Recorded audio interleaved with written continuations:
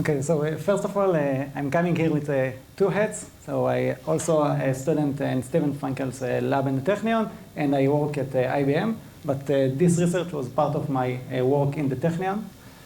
So I will talk about variational algorithms with a pulse level ANSATZ and its connection to quantum Meirom mitigation.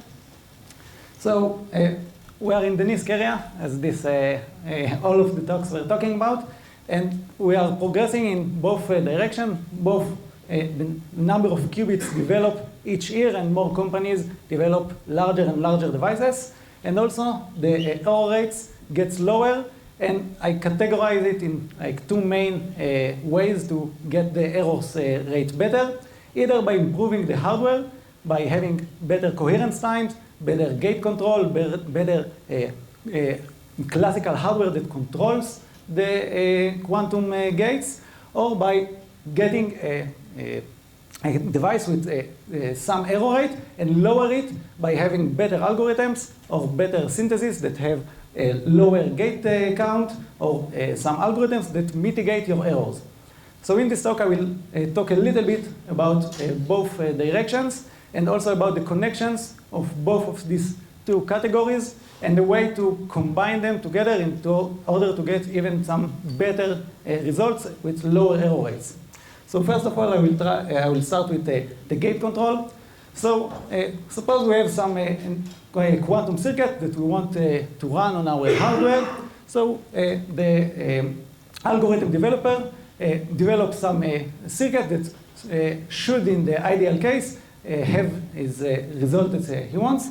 But each of these gates initially, eventually in the hardware, need to be decomposed into some native gates that the hardware really can run and really have some pulses that builds these gates. For example, in IBM hardware, the native gates are these 4 gates. So each of these gates is translated into a bigger number of gates, and each such native gates should be translated into some microwave pulses or some optics, depends on the hardware, which you need to calibrate in order to have the best gate with the best fidelity. And this calibration usually involves some optimization, which you optimize your gate by running it on the hardware, parameterize some of it, and improving it by some iterations of minimizing your cost function, which usually in this case, your infidelity of the gate. So in order to improve the gate, you just have some optimization problem that you solve on your quantum hardware. On the other case, you have some algorithm that you want to improve, for example, variational quantum algorithms, which I guess most of you know, and in previous talks, people were already talking about. But in the general case, you have some problem that you translate into an optimization problem. In this case, for example, a VQA, which you have some molecule that you want to find its eigen ground state, and you translate it into a minimization problem of the Hamiltonian. And then you have some circuit that runs this algorithm, which involves some parameterized circuits, which usually called ANSATZ, and some other logic in order to measure this ANSATZ, and you calculate some expectation value, which with them you can calculate some cost function, and you optimize your parameterized circuit in the optimization process on your classical computer in order to reach the minimal value of your cost function. So we have some benefits of doing these variational algorithms, and so I will focus on this kind of algorithms in my talk. First of all, you can have very shallow circuits with your ANSATZ, because you, instead of just having one big complex circuit, it's translated into a series of small circuits which you optimize. And all of these cost functions and optimization is based on expectation values, which, like we saw in previous talks, as of today, mitigation algorithms, it's easier to mitigate. And you have also some resilience to coherent errors, because in the end, you don't really have, at least in the ANSATZ part, don't really have specific logic that you want that your gate will eventually do, because you just want to minimize the cost function. So if you have, so for example, some over or under rotation of your gate, in the next iteration, the classical computer will just compute the next updated parameters, which will kind of mitigate the coherent errors you have. And it's not just like a single qubit coherent errors. It can have some resilience also to crosstalks and like full device coherent errors, just because you end up in calculating a cost function and expectation value, and you don't really care about the specific logic of each separate gate. So we have, as first, some optimization in order to have our best pulses, which incorporate our best gates that we can do. And then we can use these pulses in the gates that we have in our circuit in order to do another optimization process to get our best results in our algorithm. So when putting it like this, it feels kind of native. Instead of having two separate optimization processes, just to combine them together into one optimization process and optimize pulses directly instead of optimizing gates, and then use gate angles in order to optimize some algorithm. And by that I will talk about a lot of this pros about it in the few slides, but there's no free lunch, except maybe if someone is paying for you for a conference, but in our case. So first of all, one big problem is if you are combining two optimization processes, you might end up with much more complicated optimization. And if you are not careful with how you choose your parameters, you might end up with very complicated optimization, which might not converge that easily and will have much more barren plateaus or much more training time. So you need to be careful. And another thing is that once you have arbitrary pulses, you lose the knowledge of what the pulse is doing in your ideal noiseless case. So in the situation of just optimizing a cost function, you don't really care as long as you know how to minimize your cost function. But it will do some problems when I will talk about error mitigation. And you can, in this way, parameterize your pulses only in the ANSATZ part. And all the logic that is not parameterized can't be translated in this way. So you still need to calibrate gates for all the non-parameterized parts of your circuit. Because, for example, if I want to measure in some Pauli basis, I need to have a way to know that I translated my ANSATZ into the right basis and not just an arbitrary solution that I find which might not solve my initial problem. So about like some positive things about why using it. So first of all, I might end up with much faster evolution. For example, if I want to do some rotation around the x-axis of pi over 4, if I decompose it into native gates, I must use all of these 4 gates, which some of them are just phases. But I will need to do a very long evolution, which I can find some pulse that might do it straightforward and much faster. It might not be that easy to find this pulse, but there exists some pulse that do it much faster. So I have a possibility to get a much faster evolution. And this becomes even more important when I parameterize also my 2-qubit pulses. And then instead of just doing, for example, in a CNOT, every time a pi rotation in one of the qubits, if I just want some entanglement which is much lower entanglement or lower rotation, I must do it much faster than doing all of the pi rotation and then fix the single qubit parameters later. But as I said before, I need to be careful in choosing my parameters, and there is like a very long variety of how to parameterize my pulses. And for example, this is an equation of my driving Hamiltonian in a fixed frequency transmons. And I can choose a lot of varieties of ways to parameterize my circuit, my pulses. I can parameterize the amplitude, the frequency, the phase, the shape of the pulses. But I might end up with, like I said, a very complicated optimization.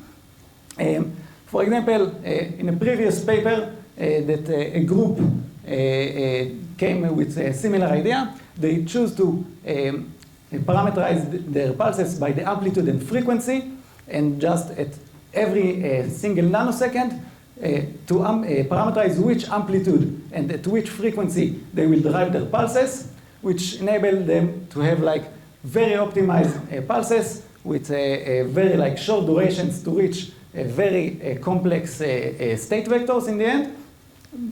But they end up with, in case of larger problems, with a very over-parameterized problem, which might be very hard to converge. They never even try to run it on the real hardware, just on simulation of only few qubits.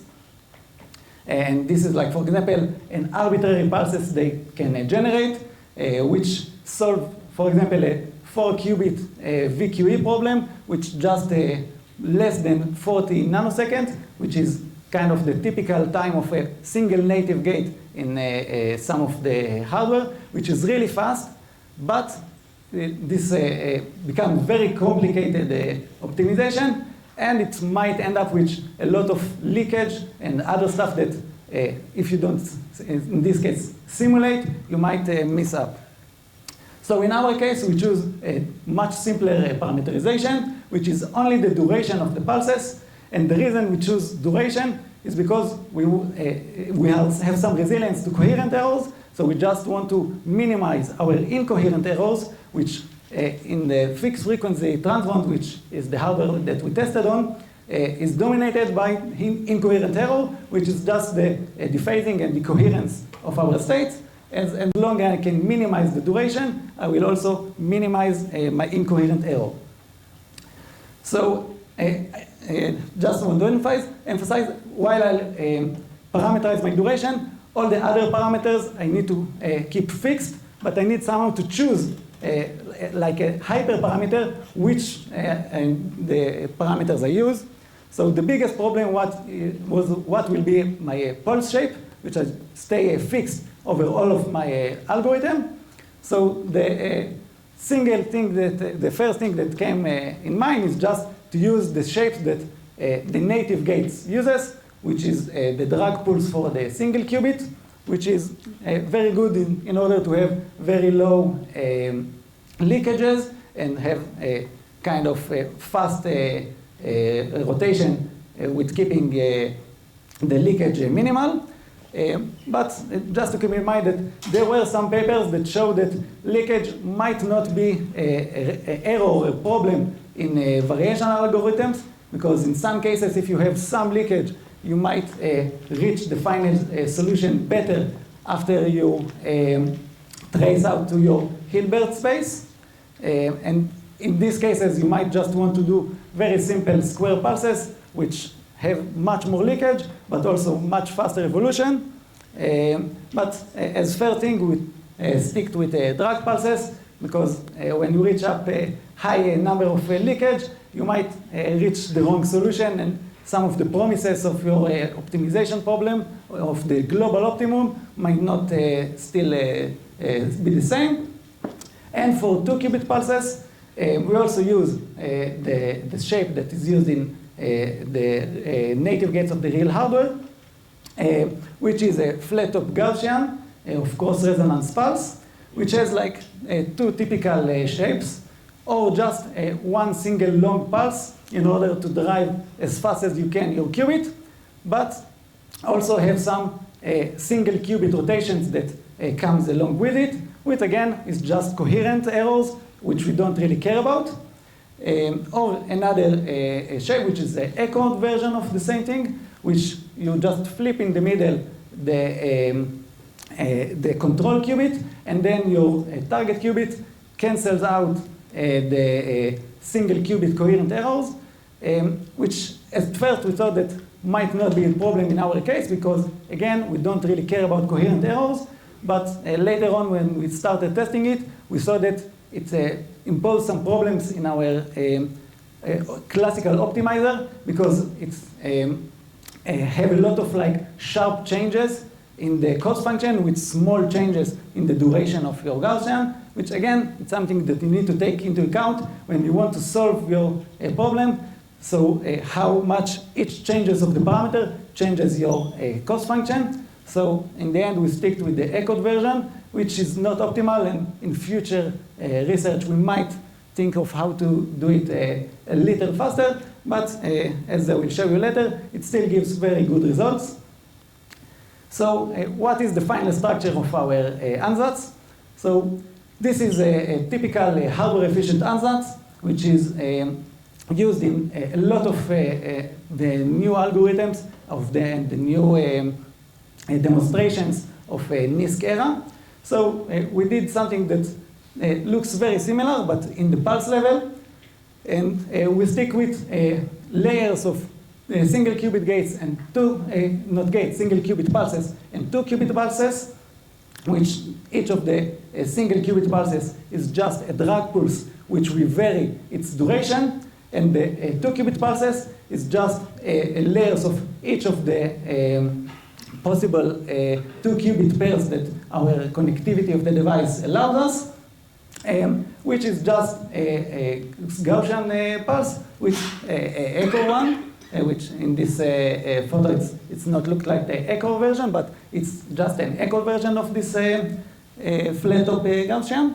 And additional, we had a first initial layer, which is always fixed, which is just pulses that give a rotation to your initial state into the XY axis in order to improve the entanglement of the first layer two qubit pulses, because in most cases we want at least some entanglement in our problem, otherwise we'll just use a classical computer. So it's just in order to improve the convergence of the algorithm.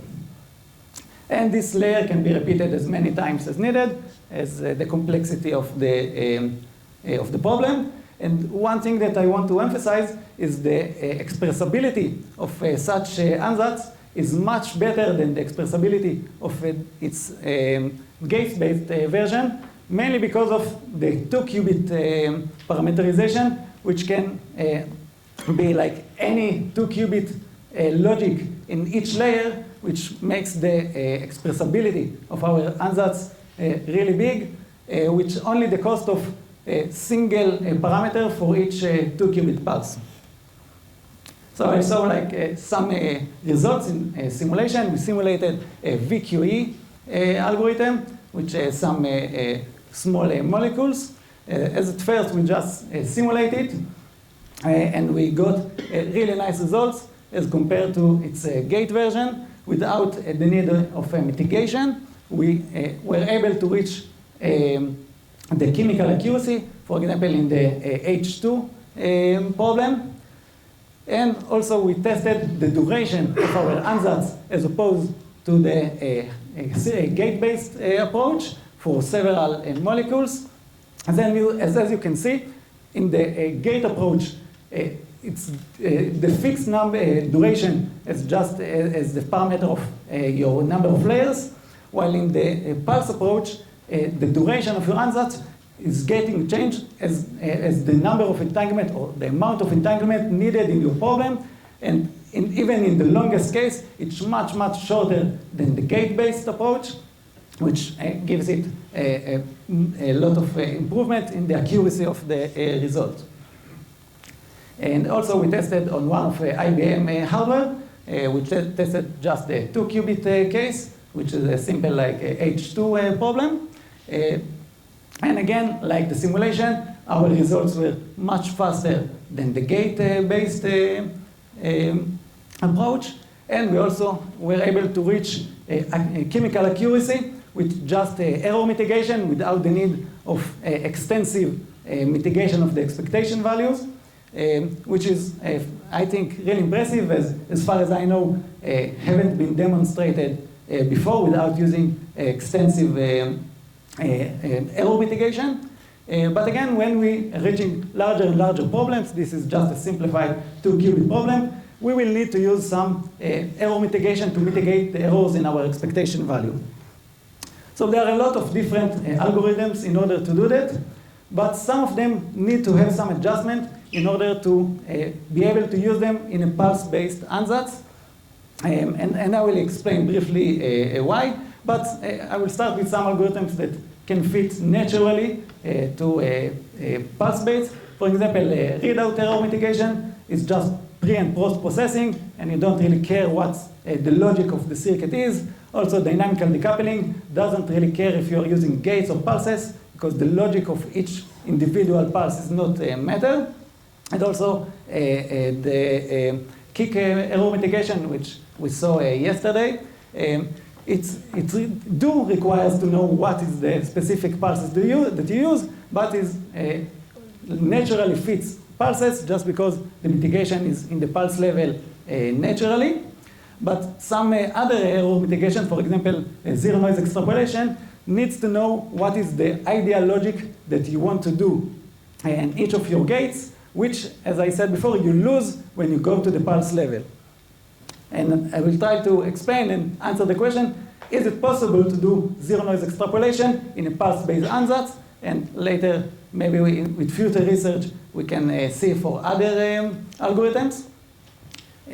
But I will start with briefly explaining the problem. So we need, in zero noise extrapolation, a way to amplify your noise. And there are a lot of different ways to do that. For example, pulse stretching. You can take your pulse, stretch it, and calibrate the other parameters, for example, the amplitude of your pulse, in order to make it with the same logic in the noiseless case, but with longer duration. In the pulse version, when I stretch my pulse, I can't calibrate it again because I have infinite number of native pulses that I can do, and I can't calibrate each of them. And the same thing with other ways to amplify my noise. It's either with a unitary folding or with identity. So if I want to do it in the pulse level, I need to, for example, if I want to stretch my pulses, I must stretch it in a way that I can calculate analytically what is the new parameters of my pulse in order to really use it with an infinite number of pulses that I can do. And also with unitary folding, I need to know how to invert my pulse, which is something that you can do analytically. And with identity insertion, it's the same. If you use this amplification of noise method, you can do it the same with pulses and gates. So we also tried it, and to show that we can really do it, we used the stretch pulses approach. And in order to do that, we just switch our pulse shape into just square pulses, so we can easily calculate analytically what is the stretch version of the pulse. And as you can see, you can just get a linear fit of amplifying the noise, and in the end really get closer to the noiseless regime, or noiseless expectation value of your problem, which really shows that you can, with some modifications, implement zero noise extrapolations and maybe other expectation value mitigation algorithms in the pulse level. So just to summarize, I showed you our PANSATZ approach, which is just pulse-based ANSATZ, and talked about why it improves your both duration and accuracy of your algorithm. We tested it both in simulation and hardware and showed that it really improves your total accuracy, and talked a bit about how you can combine it with state-of-the-art error mitigation algorithms with sometimes some small modifications that is needed. And in the future, we want to extend our simulations to either more algorithms, for example, VQAs, which is also something that can be done with the pulse level, and compare our results with also error mitigation techniques, and try to adjust, for example, probabilistic error cancellation or other error mitigation techniques into the pulse level scheme, and maybe to try it also on other platforms. We also tried superconducting qubits, but we can also try, for example, trapped ions, and we need to change the parameterization of our pulses according to the hardware, but it can be done. So thank you.